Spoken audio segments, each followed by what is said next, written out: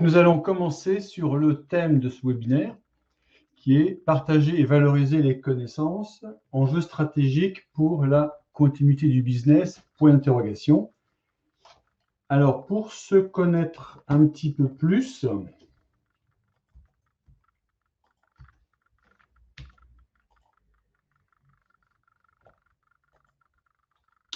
donc, pour ceux qui ne me connaissent pas, donc j'ai 25 années d'expérience dans le management des connaissances et la transfo digitale dans des grandes entreprises industrielles.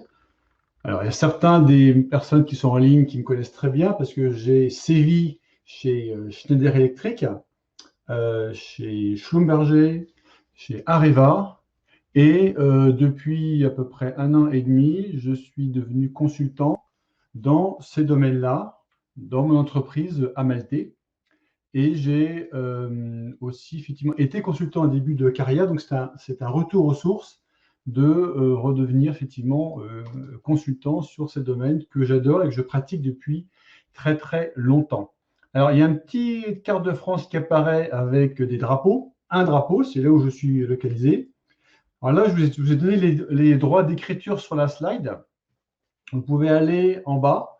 Il y a un petit bouton avec la flèche. Il y a la flèche par là. On clique sur la flèche. On peut la transformer en un dessiné. Et si vous voulez, vous pouvez mettre un petit trait pour dire je suis là. Donc là, j'ai mis un trait vert. Donc à vous de prendre pendant 30 secondes, me dire qui vous êtes. Bonjour Monique. Donc qui vous êtes sur le chat. Dans quelle entreprise vous êtes, et puis si vous pouvez donc aller en bas, transformer la flèche en un crayon, et puis faire un petit check quelque part. Ah, je vois déjà que Gilles met quelque chose pour dire où vous êtes, que ce soit en France ou dans d'autres pays du monde, si vous êtes en dehors. Donc, pour le moment, c'est plutôt Île-de-France qui gagne. Ah, il y a effectivement la région de Strasbourg, donc je pense savoir qui c'est. L'Angleterre, là, si, je vois qui c'est. Grenoble aussi. Donc, très bien. Donc, qui vous êtes, quelle entreprise, si c'est une entreprise, et ce que vous faites pour qu'on puisse se connaître mieux durant les 40 minutes qu'il nous reste. Alors, pourquoi donc je vous laisse encore 5 secondes. Et effectivement, j'ai choisi, moi, de se dire, je vais transformer l'entreprise grâce à l'innovation collaborative, le digital, et dans un but qui est vraiment valoriser les connaissances. C'est vraiment ça mon credo depuis très très longtemps, valoriser les connaissances de chacun, les connaissances collectives, afin que l'entreprise ou plus généralement l'organisation puisse être valorisée et que tout le monde puisse en profiter, donc du bien commun et du bien personnel. Donc là, je vais arrêter le partage et on continue. Alors, pourquoi cette conférence? Parce que je voulais vous partager, en fait, les enjeux stratégiques du management des connaissances. Donc, tout le monde connaît peut-être ce petit schéma qui indique que les connaissances explicites, donc celles que l'on trouve dans les livres, les bases de données, les réseaux, Internet et autres, ce n'est qu'un petit bout de l'iceberg, la partie émergée, tandis que les connaissances tacites, celles qu'il y a dans le cerveau, qui ne sont pas transmissibles facilement, forment le gros effectivement de ces connaissances. Et moi, j'ai découvert le knowledge management, en fait, il y a à peu près une vingtaine d'années. Bon, d'abord comme consultant, mais c'était à l'époque la GED, la gestion électronique de documents. Et ensuite, quand je suis allé chez Schlumberger, j'ai découvert le KM, knowledge management, au moment où le mot était en train de se créer, fin des années 90, 98 en fait. Et c'est là que j'ai découvert le knowledge management, j'ai découvert ce que c'était que des moteurs de recherche, des annuaires riches, des communautés de pratique, et le fait que ça a permis à une entreprise comme Schlumberger d'être un vecteur de différenciation et de vendre beaucoup plus cher ses services auprès de ses clients pétroliers, parce que justement, le KM était le moyen de pouvoir dire aux clients, j'ai l'information qu'il vous faut, quand il le faut, n'importe où, et nos ingénieurs sur le terrain sont capables d'avoir tout le savoir de l'entreprise derrière eux, même s'ils sont tout seuls devant vous. Et là, ça a vraiment été un grand moyen de gagner des contrats par rapport à ça. Et donc, moi, j'ai vécu des cas concrets, je les ai mis en œuvre. que ce soit chez Schlumberger, Areva ou Schneider, parce que au début, côté IT, en tant que gestion de programme de management des connaissances, que ce soit des intranets, moteurs de recherche, bases documentaires techniques, traduction automatique, outils collaboratifs et d'autres. Et puis, plus tard, ensuite, les aspects communauté, les aspects Wikipédia interne, transfert de connaissances, de savoir entre les sachants, les juniors et les seniors, améliorer les retours d'expérience. Et j'ai vécu les 3 générations du KM. La première génération qui était je stocke de l'information, des documents, des savoirs de manière explicite, mais on a vu que ça avait quelques limites. Après, il y a eu les flux, et c'est là que sont arrivés les communautés, les réseaux sociaux d'entreprise. Et puis maintenant, dans l'âge numéro 3, génération 3, qui est la partie IA, en quoi est-ce que l'IA aide le knowledge management à progresser. Et d'autre part, je suis en contact avec des praticiens du knowledge management, donc en particulier COP1, la communauté COP1, qui est une association de praticiens du knowledge management dont certains sont en ligne à l'heure actuelle. On est une quarantaine et on apprend des autres. Et aussi, on donne aux autres, à nos pairs, du savoir pour pouvoir être meilleurs dans nos démarches de management de la connaissance et de la collaboration. Je suis aussi avec des chercheurs, en particulier le KCO, le Knowledge Communities Observatory. Et là, je travaille avec des chercheurs sur les communautés, comment rendre les communautés plus efficaces pour l'entreprise et comment, par exemple, maintenant, un grand sujet, c'est les communautés trans-entreprises pour l'échange de savoir et donc pour le bénéfice de la personne, de l'entreprise, ainsi que des clients. Donc, voilà pourquoi je suis venu ici et pourquoi je pense que l'enjeu fondamental, c'est vraiment le knowledge management et pourquoi c'est important pour l'entreprise. Alors, vous voyez en haut, il y a un petit bouton là vert qui s'appelle rouge plutôt, prendre rendez-vous. Cliquez ici. Si vous voulez en savoir plus, si vous avez par exemple un cas, une problématique que vous voudriez avoir de ma part un retour d'expérience ou un conseil, n'hésitez pas. Vous cliquez ici là-haut, on prend rendez-vous ensemble et puis on discute justement sur ces différents sujets qui sont très knowledge management et collaboration par rapport à vos besoins business. Alors, pourquoi est-ce que le management des connaissances est un enjeu stratégique? Donc là, j'en ai listé 6 importants. Alors, le premier, c'est l'innovation. D'accord? C'est extrêmement important. Et pourquoi est-ce que le management des connaissances peut aider l'innovation? Par exemple, pour pouvoir mieux gérer des bibliothèques de protocoles, pour identifier des experts techniques, qui sont les sachants, les mettre en réseau pour qu'ils puissent comme ça communiquer entre eux et pouvoir se échanger et donc produire de la valeur et innover ensemble. On peut aussi avoir des cahiers de laboratoire électroniques. Il y a aussi les moteurs de recherche pour pouvoir aussi s'assurer que l'on recherche dans une grosse masse d'informations ce qui peut être intéressant et donc avoir de la sérendipité, de chercher ceci et cela m'est venu à l'esprit en cherchant. Il y a aussi le crowdsourcing, être capable de pouvoir en mettant plein de gens ensemble, de pouvoir inventer des nouveaux produits. Un exemple assez connu, c'est Salomon avec ses chaussures de course qu'on appelle le barefoot. Donc les chaussures pratiquement, on court pratiquement pieds nus avec une semelle super mince. Et Salomon a co-construit, a conçu cette innovation stratégique grâce à une communauté de coureurs qui couraient donc professionnels. Et c'est eux qui l'ont aidé à concevoir la chaussure dont il rêvait pour pouvoir être meilleur en tant que coureur. Le deuxième, c'est la relation client. Vous me direz en quoi est-ce que la relation client a besoin du KM? Eh bien, si, on parle beaucoup de multicanal. C'est à la fois je contacte l'entreprise via le téléphone, visite en agence ou via le web. Et là, typiquement, les moteurs de recherche permettent d'analyser les réponses, quand un client pose une question, trouver des réponses à sa question. Pourquoi pas via un chatbot qui va directement fournir la réponse en ligne. Ou l'agent va pouvoir rechercher la réponse à la question. Il va pouvoir analyser les courriers des clients et repérer des signaux faibles, par exemple, qui vont indiquer des demandes futures. Il va aussi permettre de mieux gérer la connaissance pour que le client puisse y avoir accès. Celle-là est un sous-ensemble de la connaissance globale que l'entreprise a dans sa relation client. Donc, beaucoup d'entreprises le font. Et typiquement, là, je suis sur un appel d'offres d'une mutuelle Donc, c'est la problématique relation client, CRM, multicanal et knowledge management. Alors, l'ingénierie, c'est le troisième point. C'est la gestion de projet. Typiquement, ce qu'on veut quand on est dans l'ingénierie ou plus généralement gérer des projets, c'est effectivement trouver des savoir-faire, les expliciter, les révéler et les partager pour qu'on puisse apprendre de ses pairs, être meilleur sur des projets, être meilleur, donc avoir plus de marge, prendre moins de temps. Et donc, c'est un enjeu énorme dans toute entreprise qui fait des projets ou entreprise d'ingénierie qui vit de projets.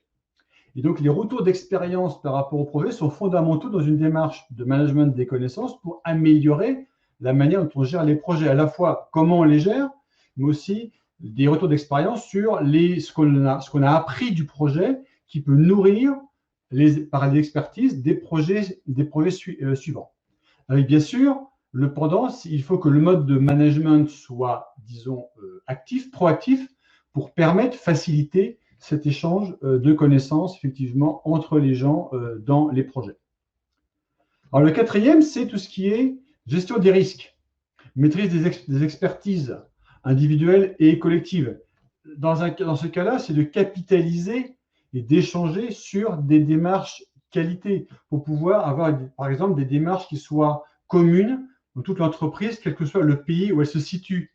Par exemple, avoir des normes communes, avoir des manières de mesure, par exemple, communes entre les laboratoires qui sont entre différents pays. Ça peut aussi être de mémoriser les incidents pour comprendre pourquoi les incidents ont eu lieu, y revenir et se dire plus tard, ah oui, ça me rappelle quelque chose et comment on a fait pour le résoudre ou pour le prévenir surtout. Donc, les retours d'expérience dans une démarche des risques, c'est fondamental pour pouvoir maîtriser les risques. Et ça, c'est la mise en commun d'expertise qui permet effectivement de diminuer les risques. Et toutes grosses entreprises, surtout celles qui sont touchées par des problématiques, par exemple, dans le pétrole ou dans la chimie, on sait très bien que le moindre accident crée des dégâts énormes. Eh bien, la gestion de risque, c'est fondamental dans leur méthode de business et le management des connaissances en fait partie. Alors, le cinquième, c'est lié effectivement à la GPEC. On peut dire, mais qu'est-ce que fait la GPEC, la RH dans le KM? Mais souvent, le management des connaissances est assez lié effectivement à la RH, par exemple, pour les départs à la retraite, aider à capitaliser, à transmettre du savoir entre un partant et une équipe. Ou s'assurer, par exemple, quand quelqu'un change de job, que son savoir sera transmis aux autres. Ou quand un manager, par exemple, dans un poste stratégique, change, déménage ou d'autres, que son successeur, qui n'a pas forcément eu le temps de le voir beaucoup, soit au courant du background, de ce qui s'est passé avant, pour être capable de mieux prendre de plus facilement et plus rapidement prendre en place onboarding, comme on dit en anglais, la place de celui ou de celle qui le remplace. Et donc, et ça peut aussi être dans le cas aussi sur le terrain. Dans une usine, par exemple, via la vidéo, on peut filmer des techniciens faire des activités très manuelles pour pouvoir après capitaliser et pouvoir s'en resservir quand on veut, par exemple, enseigner à d'autres personnes quel est le bon geste technique pour tel type d'activité. Et puis la dernière, qui est aussi, qui va, à mon avis, être assez prenante en fusion-acquisition, quand on voit que beaucoup d'entreprises ont quelques problèmes, c'est je vais croître, je vais racheter d'autres entreprises, et dans la partie amont, qui est la partie due diligence, c'est analyser l'organisation, ses pratiques, pouvoir transférer les compétences de celles que l'on a achetées vers soi-même et réciproquement, pour qu'il y ait un transfert des deux côtés des compétences entre les différents groupes, formaliser les processus de création des savoir-faire critiques qui sont dans les deux côtés pour que les gens puissent échanger entre eux et identifier qui sait quoi, donc les réseaux du savoir dans chacune entreprise, de telle manière que ça éclaire les nouveaux processus qui seront mis en place quand l'entreprise sera donc rachetée. Donc là, clairement, pour ces 6 cas, on voit très bien que le management des connaissances est un enjeu stratégique qui va aider, dans ces 6 cas, l'entreprise à être, ou plus généralement l'organisation, à être plus efficace dans son mode de fonctionnement et de pérenniser à long terme son existence. Alors, j'ai illustré ça par 3 cas concrets. Donc, j'en prends 3 sur 6, parce que je n'ai pas trop le temps. vu que ça dure une trentaine de minutes. Donc, 3 cas avec un focus sur les marges sur les projets d'ingénierie, les nouveaux produits innovants et l'acquisition d'entreprises, les FUSAC, les fusions-acquisitions. Donc, commençons d'abord par le premier cas, qui est justement le cas de les projets d'ingénierie. Le cadre, c'est une grosse entreprise multinationale qui a 17 bureaux d'études dans le monde, donc dans différents pays, l'anglais, langue de travail. Ces bureaux d'études représentent 4000 collaborateurs. Donc évidemment, la boîte est beaucoup plus grosse que 4000, mais 4000, c'est ceux qui font des projets pour les clients. Et l'audit interne, il y a quelques années, a fait une étude et s'est dit il y a un problème de marge dans les projets que font ces bureaux d'études. Et d'après ce que l'on a vu dans l'audit, la problématique majeure, c'est le management des connaissances. C'est en particulier le retour d'expérience qui fait qu'on refait les mêmes bêtises régulièrement, que ce soit à l'intérieur du même bureau ou entre bureaux. Donc, il faut améliorer les choses. Donc, l'audit est venu me voir. À ce moment-là, j'étais dans une des grosses entreprises dont j'ai parlé avant. Et là, effectivement, on a travaillé sur comment, en tant que consultant interne, comment on allait résoudre ce problème, cette problématique de la marge dans les fameux bureaux d'études. Alors, pour ça, on s'est dit, tiens, voilà, il y a une notion effectivement dans tout management de la connaissance, il y a un cycle de la connaissance.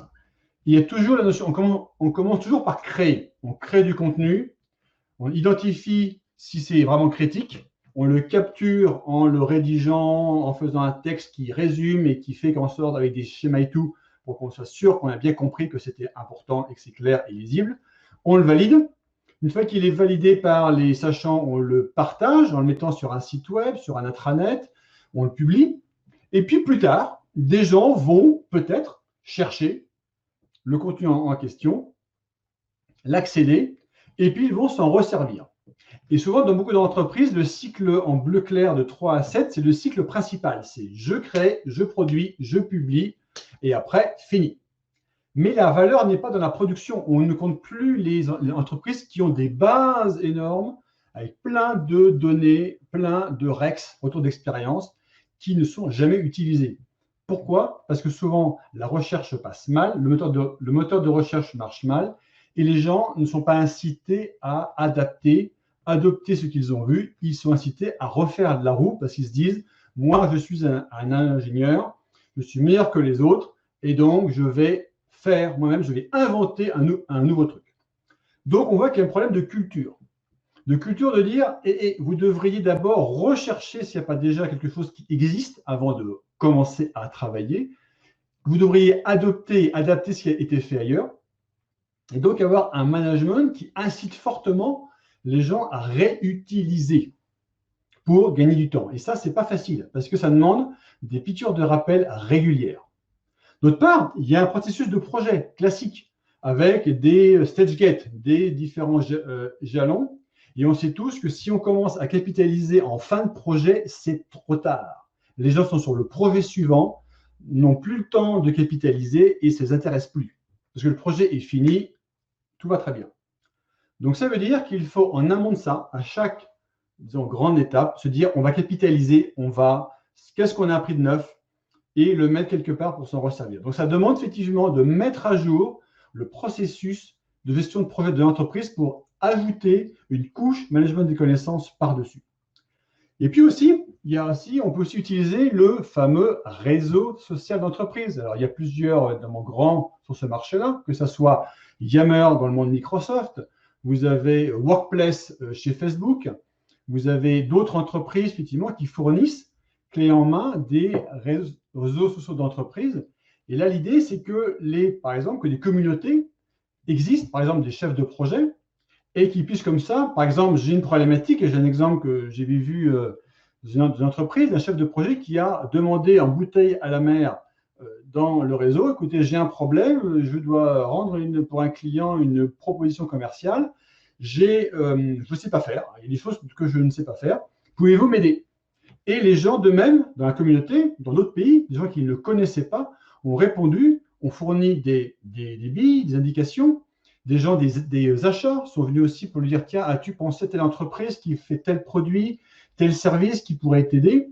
Et à la fin, il a co-construit sa proposition commerciale grâce aux inputs des différentes personnes. Et après, il a republié tout ce qu'il a appris pour que les gens puissent capitaliser et s'en resservir dans une prochaine proposition commerciale. Évidemment, pour que ça marche, il faut aussi qu'il y ait un bon moteur de recherche pour retrouver dans l'ensemble des bases de connaissances, des REX et autres, les bonnes informations. Donc, ça veut dire qu'il ne faut pas mégoter sur un bon moteur de recherche puissant qui permet de rechercher, d'accéder à la fois non seulement à des documents, mais aussi à des sachants. Qui peut m'aider pour telle chose dans mon projet? Et ça, souvent, c'est plus important de trouver la bonne personne que le bon document. La bonne personne pourra vous pointer vers le bon document. L'inverse est rarement vrai. Et donc, in fine, qu'est-ce qu'on a eu? On a eu moins d'erreurs commises sur les projets, des propales commerciales plus faciles à faire parce qu'on avait l'aide de la part d'autres personnes de l'entreprise via la communauté. Et ça, je l'ai fait aussi de d'autres entreprises, ça marche très bien. Les communautés de bid managers, ça marche très, très bien par rapport à ça. Et le management est convaincu, effectivement, parce qu'il voit que la marge augmente, parce que les gens échangent. Et donc, il est prêt à donner du temps. Évidemment, comme les gens sont souvent des gens qui sont facturables, avec pas beaucoup de temps libre, c'est d'autant plus important que les managers soient convaincus que perdre un petit peu de temps à chercher en amont et à partager, ça donne beaucoup de marge plus tard dans l'ensemble de l'entreprise. Et donc, pour que ça marche, in fine, il faut penser à ça. D'abord, qu'il y ait un sponsor, quelqu'un qui soit assez haut placé, qui dise oui, je crois en ce système du KM pour l'ingénierie, donc je vais mettre les moyens, entre guillemets, pour ça, et je vais convaincre les managers des différents bureaux d'études que oui, c'est important pour qu'ils donnent du temps à leurs équipes et qu'ils aussi soient là, actifs en termes de s'assurer que le dispositif fonctionne très bien. Donc clairement, c'est une problématique importante du knowledge management que beaucoup ont dû voir. Le second cas, c'est concevoir un produit innovant. Et là, c'est un contexte, un domaine technique de la R&D qui s'appelle la conversion de puissance. Et là aussi, grande entreprise, 90 experts dans le monde, dans différents sites. D'accord?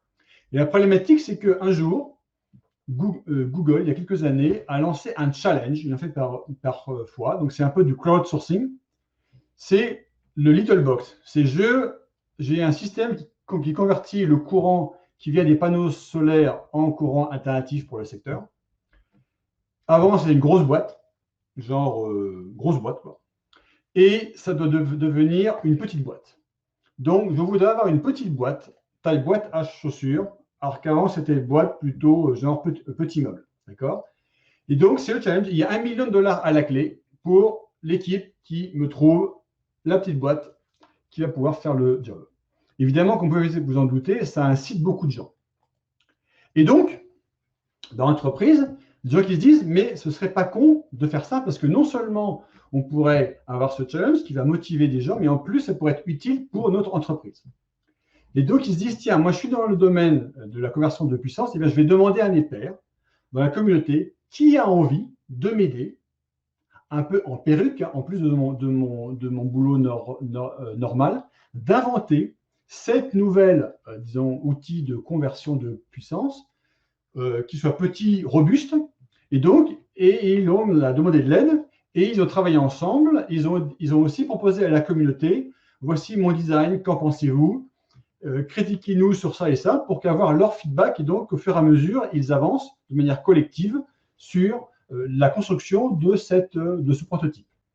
Évidemment, encore une fois, ils ont utilisé le réseau social d'entreprise afin de pouvoir fournir, demander aux gens des inputs. Ils ont utilisé des outils collaboratifs du genre Teams pour pouvoir discuter entre eux, mettre des maquettes, faire des échanges.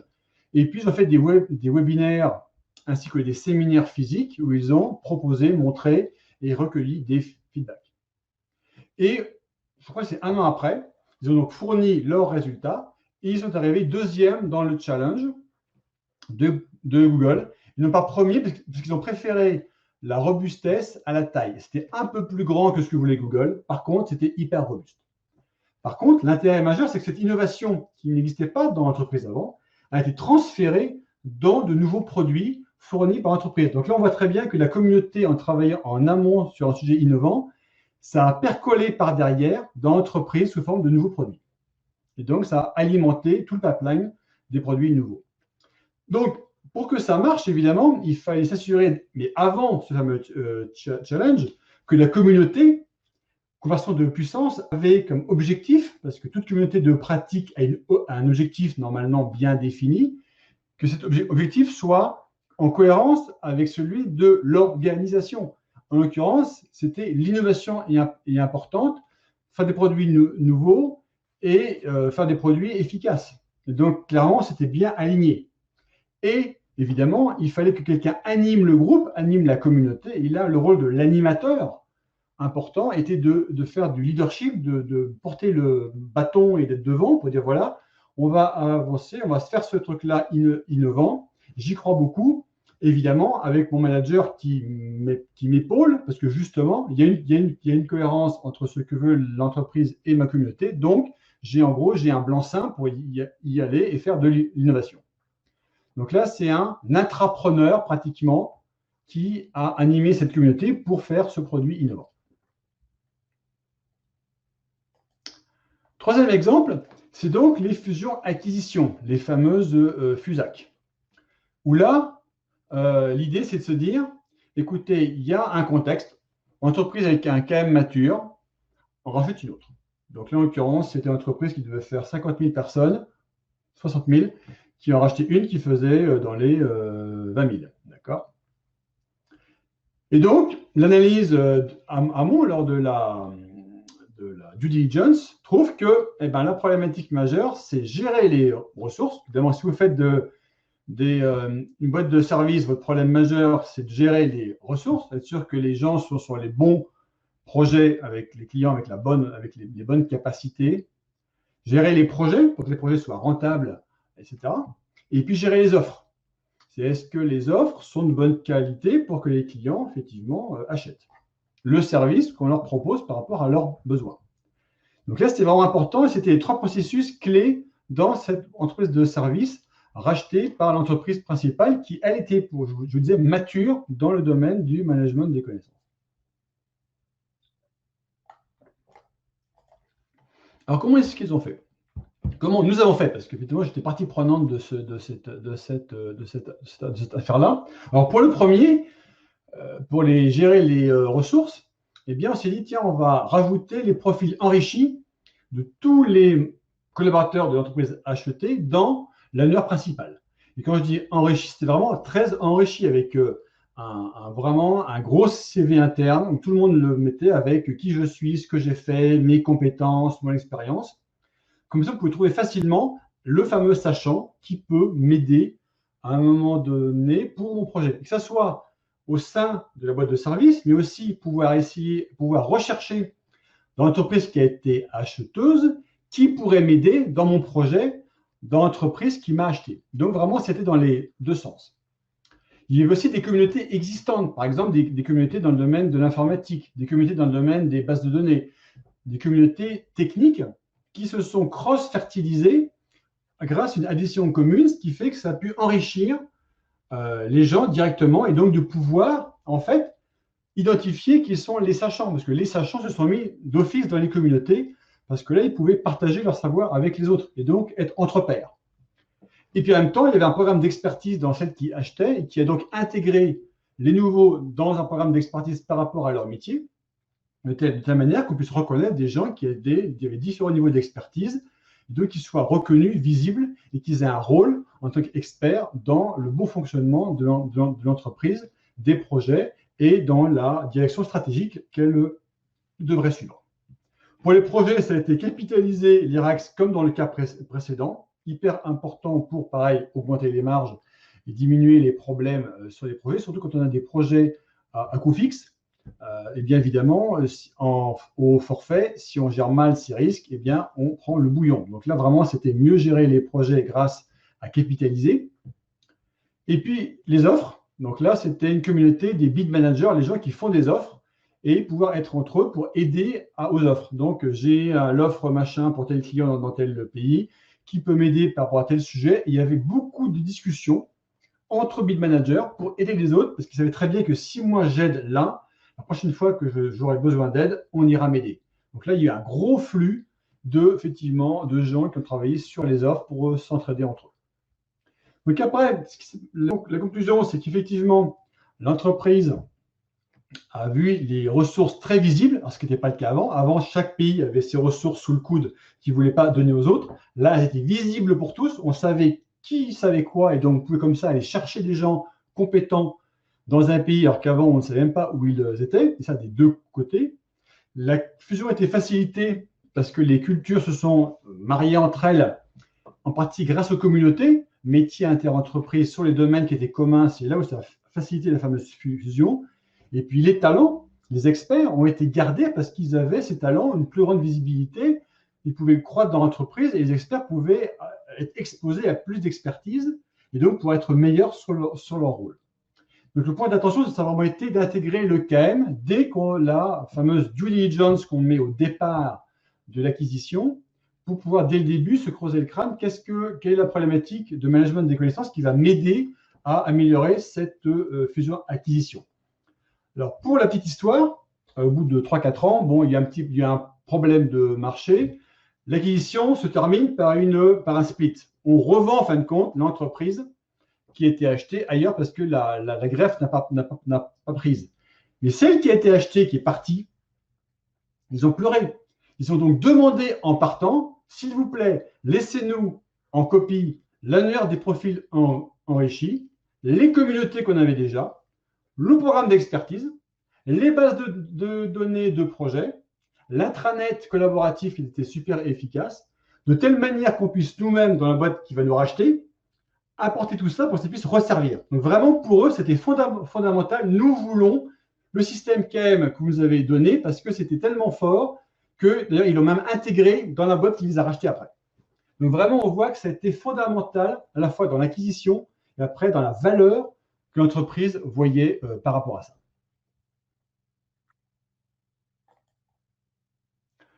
Voilà, donc ça, j'ai fait les trois cas d'études.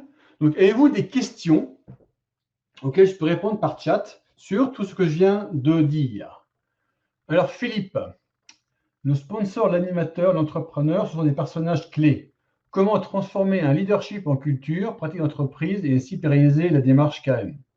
Et bien, typiquement, si on veut un leadership, une démarche KM importante, eh bien, il faut vraiment aller dans une notion de programme de knowledge management. Ça veut dire qu'il faut au niveau, disons, du corporate, au niveau très haut, quand je dis très haut, c'est au niveau du comité exécutif, dire oui, j'y crois, qu'un des membres du comité exécutif dise oui, je prends ça, disons, je prends le bâton avec moi et je vais nommer quelqu'un qui va m'aider à bâtir ce programme de management des connaissances. S'il n'y a pas cette espèce de soutien du haut qui va après légitimer ce programme des connaissances et qui va aider à légitimer le temps qu'on passera un peu à capitaliser, à réutiliser et trouver les moyens, par exemple, pour le moteur de recherche, l'outil collaboratif, les bases de données efficaces et autres, eh bien, ça va faire un flop très vite. Donc, moi, je dirais, mon motto, c'est sans sponsor, c'est mort. S'il n'y a pas de sponsor, on n'arrivera jamais à faire un programme de knowledge management sérieux.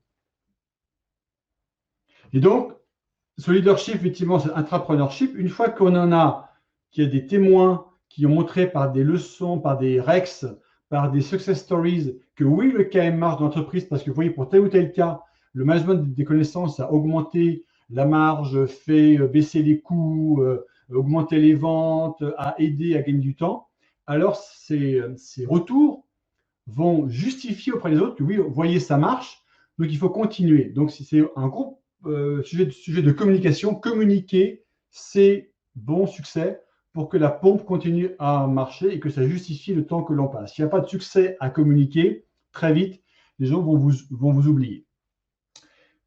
Comment convaincre la direction?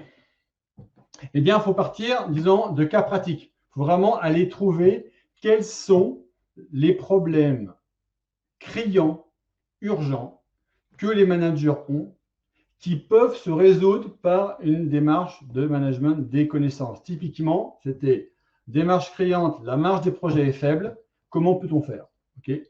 Il faut trouver toujours le sujet business majeur qui intéresse un manager, où on sait qu'une démarche de management des connaissances pourra l'aider à résoudre. Il ne faut pas taper n'importe où. C'est le sujet business majeur porté par un vice-président qui a de assez haut, qui a des fonds de tiroir, qui a du budget, pour dire oui, effectivement, c'est un problème important. Oui, j'ai un peu de sous.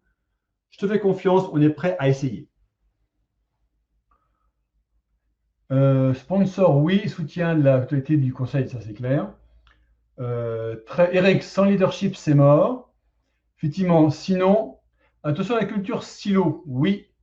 Mais le KM peut très bien marcher dans une entreprise petite, c'est vrai. Le KM, ce n'est pas que pour des multinationales. Beaucoup d'entreprises, des ETI, font du management de la connaissance, parce qu'ils se rendent compte que les grosses le font, ça marche très bien. Donc nous, petites, on devrait bénéficier des mêmes, disons, avantages que les grosses. Et c'est clair que beaucoup d'ETI se mettent dessus. Les PME, pour des cas précis, par exemple, tout ce qui est, je pensais au cahier de laboratoire. J'ai parlé avec une petite boîte il n'y a pas très très longtemps. Ils sont une dizaine. Et clairement, pour eux, les cahiers de laboratoire numérique, le partage des connaissances, la mutualisation des connaissances entre les membres de cette petite boîte techno, c'est fondamental dans leur modèle de business. Et pourquoi? Parce que le directeur technique a été dans une boîte plus grosse avant, il a vu l'avantage et quand il est venu, il l'a mis en œuvre. Alors, comment mesurer le ROI d'une communauté? Ça, c'est une belle question, Isabelle. En gros, c'est ma spécialité. Donc, j'en ai fait pas mal de ROI. Alors, le ROI, retour sur investissement, en KM, ça n'existe pas. Par contre, il y a le ROE, le retour sur engagement. Alors, souvent, il y a 3 niveaux de mesures que l'on peut faire. Il y a une mesure qu'on peut faire via, je dirais, la mesure technique. On voit si les gens communiquent dans le réseau social d'entreprise, s'ils font des likes, des posts, s'ils échangent. Déjà, s'ils n'échangent pas, déjà, il y a 0. Si ça marche, ce n'est pas suffisant. Après, le niveau 2, c'est l'opinion. C'est la voix du client, la voix des membres. Sont-ils contents de la communauté? Est-ce qu'elle apporte une valeur tangible à moi, le membre, à mon business ou à mes clients? Déjà, on a une première, disons, prise de température sur le ressenti. Puis aussi, est-ce que ça rapporte, est-ce que ça gagne du temps? Est-ce que je fais plus de business? Ou est-ce que je diminue les coûts? Grâce à la communauté qui m'a aidé à. Là, c'est le niveau 2, c'est la mesure d'opinion. Et puis, niveau 3 de la mesure qui peut vraiment aider à convaincre, c'est les fameuses success stories. Montrer que la communauté a aidé le business à faire quelque chose. Tout à l'heure, dans mon cas numéro 2, produit innovant, la communauté de la transformation de puissance a pu montrer au management qu'elle a amené une valeur business qui était un nouveau convertisseur, plus petit, performant. Et là, avec ça, vous avez la success stories. Et là, je dirais, on vous fout la paix. Parce que vous êtes effectivement quelqu'un qui a montré que ça marche. Donc, typiquement, success stories, c'est top. Il faut les chercher par contre. Ça ne vient jamais tout seul. Il faut aller les chercher avec les dents, mais on en trouve. Alors, un indicateur de succès KM. Voilà, Lésia, je pense que tu en connais plein. Mais ça peut très bien être moi, je dirais, c'est aligné au business. C'est quels sont les indicateurs business. Et donc, je dirais que l'indicateur KM doit coller à l'indicateur business. Si par exemple, un indicateur, c'est je veux diminuer, disons, je veux augmenter le taux de rétention des gens dans mon entreprise et éviter que les plus jeunes que j'ai embauchés s'en aillent, par exemple, ça peut être un indicateur business. Bien, un programme KM par rapport à ça, sur le transfert de compétences et d'expérience, aura comme mesure principale, est-ce que globalement, est-ce que je peux montrer que j'ai aidé à? Moi, il faut coller l'indicateur KM à l'indicateur business. Si ce n'est pas lié, alors on ne vous écoutera pas.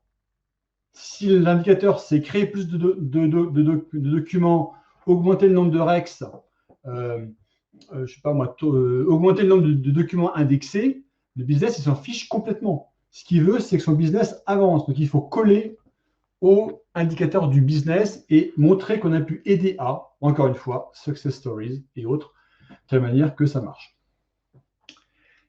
Comment communiquer sans tomber dans l'excès? Oui, c'est toujours la même problématique. D'abord, il faut que la com interne vous écoute, ce qui n'est pas forcément évident. Parce que la com interne, souvent, c'est du top-down. Il balance la communication du haut vers le bas, du management vers les collaborateurs. Vous, en management des connaissances, c'est horizontal. Vous voulez favoriser l'échange entre pairs horizontal. Pour la com, c'est un ovni.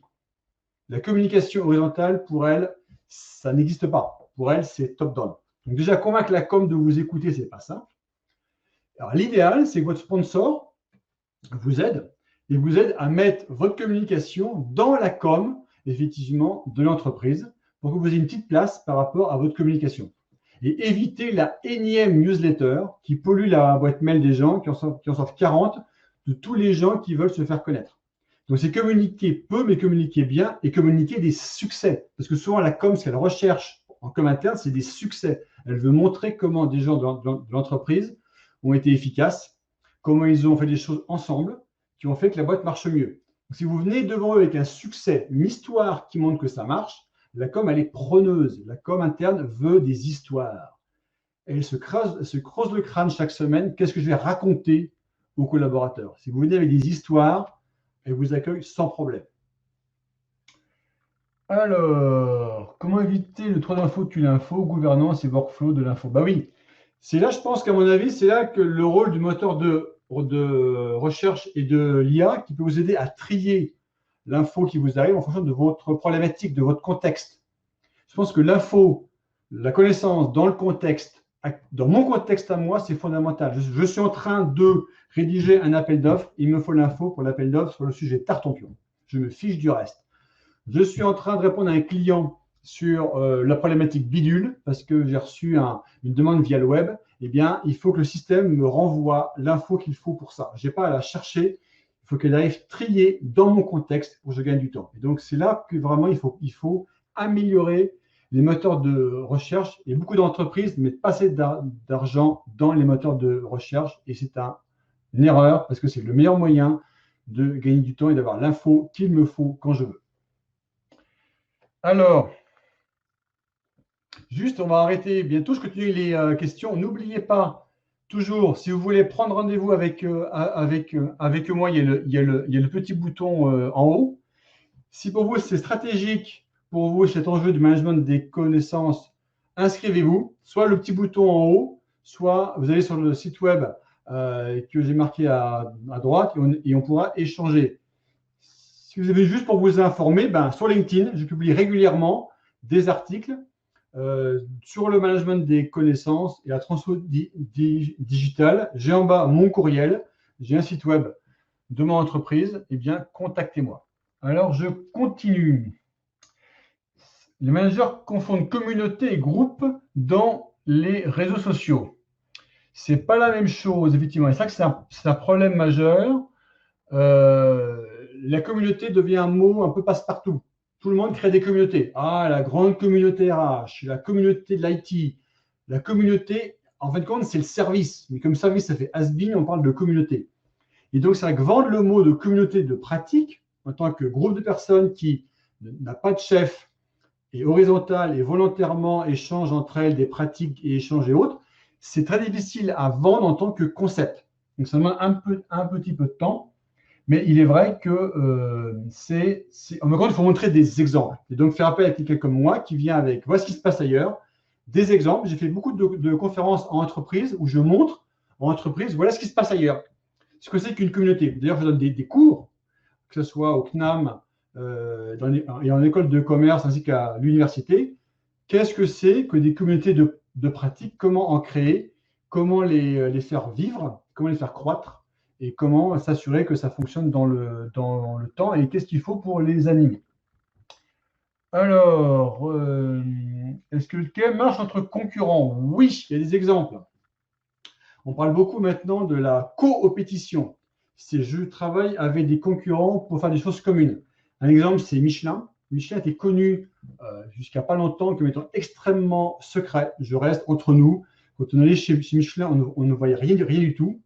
Et Michelin s'est dit il y a quelques années, il faut qu'on fasse au-delà. Donc, ils ont commencé à faire ça au Canada, à Montréal, de faire des espèces de grandes messes où on invite des partenaires, concurrents peut-être pas, mais partenaires c'est sûr, et de manière publique, ouverte, c'est ouvert à tout le monde pour imaginer par exemple, le transport de demain et en quoi une entreprise comme Michelin pourrait aider par rapport à ça.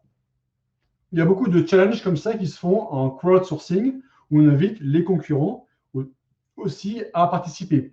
Ou par exemple dans la vallée du plastique, eh bien, les entreprises du plastique, eh bien, même concurrentes, sont quand même salies, par exemple, pour trouver des nouveaux procédés, des nouvelles matières pour pouvoir justement être meilleurs collectivement.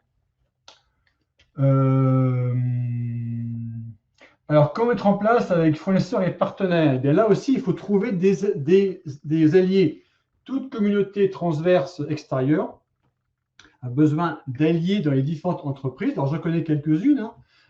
Justement, dans le réseau KCO, dont j'ai parlé tout à l'heure, on a des gens qui ont des communautés trans-entreprises sur des domaines qui intéressent différentes entreprises, mais globalement sur un sujet qui n'est pas concurrentiel pour chacun. Donc, ils ne vont pas se taper dessus mutuellement, mais ils vont collectivement œuvrer à réfléchir, à innover sur des domaines spécifiques. Donc là, le comment, c'est travailler avec des relais dans les entreprises différentes. Donc là, encore une fois, contactez-moi et je vous dirai comment on fait parce que j'ai travaillé sur le sujet et c'est aussi un axe de recherche pour des chercheurs en communauté, c'est comment ça marche, des communautés inter-entreprises.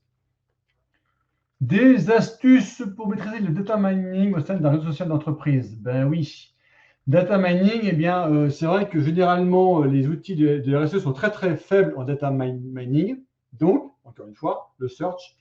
Est-ce qu'on peut brancher le moteur de recherche sur le RSE? Et pour moi, ce qu'on peut trouver comme information dans le RSE, c'est en fonction de ce que les gens ont posté, c'est qui sont les sachants. Comme quand j'écris, je laisse des traces numériques, des phéromones numériques un peu partout, eh bien, je peux comme ça trouver les sachants parce que justement, j'ai laissé des traces. Et par exemple, si je veux chercher en tapant un ou deux mots-clés qui peut m'aider sur, eh bien, rapidement, j'aurai les réponses parce que le RSE aura conservé tous les échanges et donc je saurai par rapport à un quoi, le qui. Et ça, je pense, c'est l'intérêt fondamental du RSE et du data mining dans les RSE. Voilà, et bien je pense que j'ai plus ou moins épuisé le stock de questions. Isabelle, j'ai constaté que les gens sont ravis quand la com est utile. Succès, succès, succès. Voilà, les surprises. Ça fait mousse, ok, très bien. Eh bien, écoutez, merci. J'espère que cette conférence vous était utile et que ça vous a ouvert les yeux, comme certains le disent d'ailleurs dans le chat de la conférence. Alors, que veut dire amalté? Ah, bonne question, Philippe. Amalt, c'est un arbre apparenté au ficus qui pousse au Mexique, dont l'écorce sert à faire du papier. Et le papier d'Amalt a été utilisé par les Mayas pour faire leur codex.